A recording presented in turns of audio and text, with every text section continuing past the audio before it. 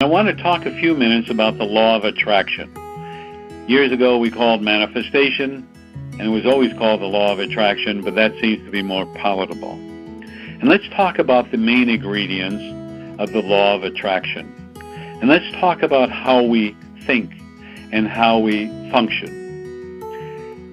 First of all, we have to understand that everything begins with a thought. And you will verbalize the thought or think of the thought. For example, I desire to have a new business. I desire to be thin. I desire to have my made in heaven miracle mate. I desire to be happy. I desire to have children. Whatever it is. And notice my words, I desire. Not want, hope, wish, etc.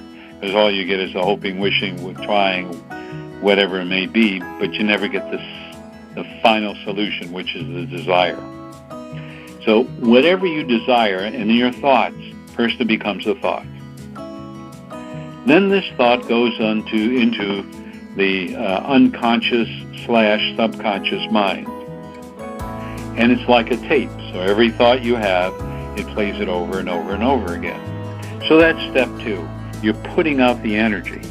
But at the same time, you are aligning with the energy of God, the true source. Anything you desire to attract in your life is always done out of love. Not out of need, not out of frustration, not out of anger, but it's something you desire.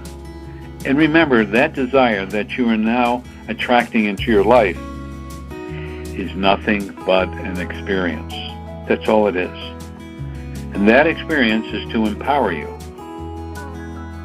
Therefore, let's say the thought is that you desire to, have a 100-acre farm. Actually, I'll talk about me. My desire was to have a 40-acre farm. So I thought about that. I expressed it, went into my subconscious/unconscious mind. I did it with a very joyous and loving feeling. It connected with the vibration of the energy and frequency of God, the true source, which is unconditional love. Once it was connected with unconditional love, the last step was belief, to believe it will occur.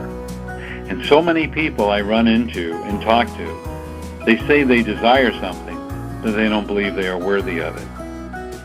And I want you all to think of that, because everything you have created in your life at this point, you have thought about. Even if it was a karmic record, you have thought about it. Everything.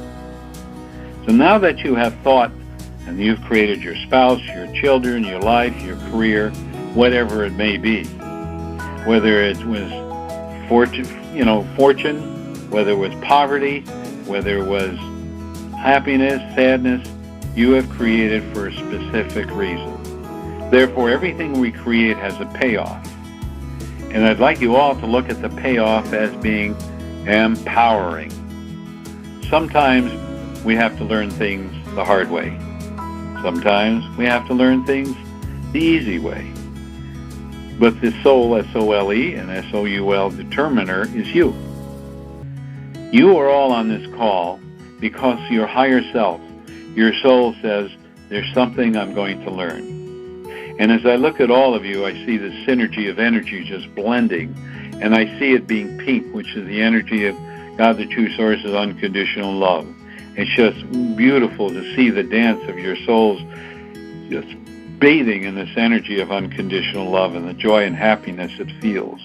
And this comes directly from the God, the true source. And the message is that since you create by thought, and then you do it out of love and alignment with God, the true source, who adds that energy, the rocket fuel, the jet engine, so to speak, to it. And then as you believe it, so will it be created and occur in your life.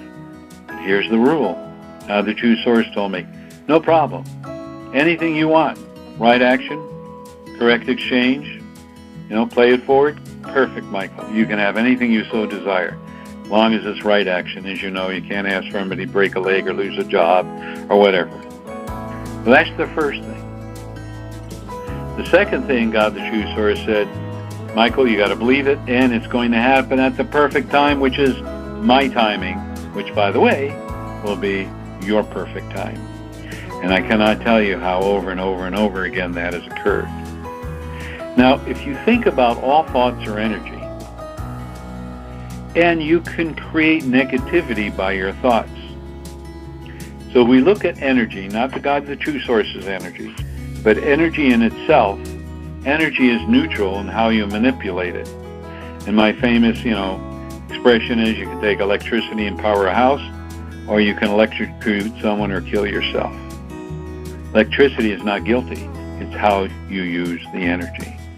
If you think negatively, and negatively you keep thinking of this, what are you going to attract? Negativity. And the negativity you're going to attract in your life is going to tear you apart. Because there's negative entities out there, negative energies, so on and so forth, that are just looking for suckers, looking to take advantage of people, looking to hurt people. And you were wondering why. Well, God, the true source, created everything out of unconditional love, allowingness and non-judgmentalness. How do we have this thing called negativity? Why is it there? Because we are all given free will and free choice. And everything we do has a karmic experience. So think about it. If you're creating love, joy, happiness, prosperity, and abundance, you share all this stuff, that's what you're going to have. If, however, you're creating negativity, you're going to attract those negative entities and energies to amplify the negativity.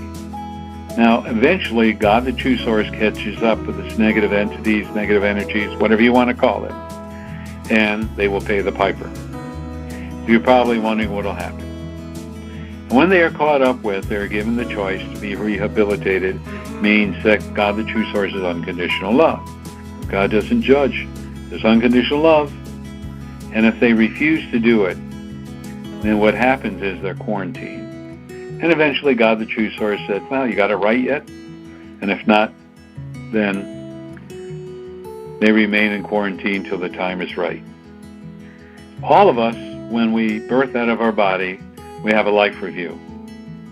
And everyone we have ever experienced, everyone who's ever met us, we have created joy, happiness, and love, they feel it. Everyone that we've created chaos, we feel it tenfold. There is no judgment.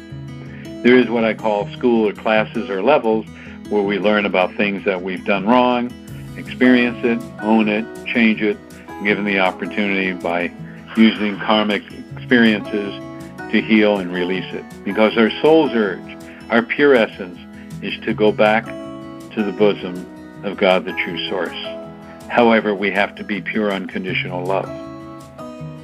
And unless we are, we can only get so close, and we have to go back and forth through reincarnations till we're pure. And that is our soul's urge to do it. And then what happens? You're going to get bored and go, well, I'm kind of bored. I think I want to do something. And then you go back, you take an incarnation, whether it's this dimension or another planet, the universe, and you get endangered of getting stuck again, and you repeat the process over and over and over and over again. So my message to each one of you tonight, as I am now concluding, is for you to remember that you were created out of unconditional love, and you're an aspect of God, the true source, which is pure unconditional love. That you are the manifester through the law of attraction in your life. And everything you have experienced, look at it as an empowerment. And that at the drop of a dime or a pin, you can change everything in your life. Through your thought, through aligning yourself with God, the true source's unconditional love, and through belief. Thank you, everyone. Have a great evening. Please, everyone, tell others to join us. We have so much to cover, so many things to learn.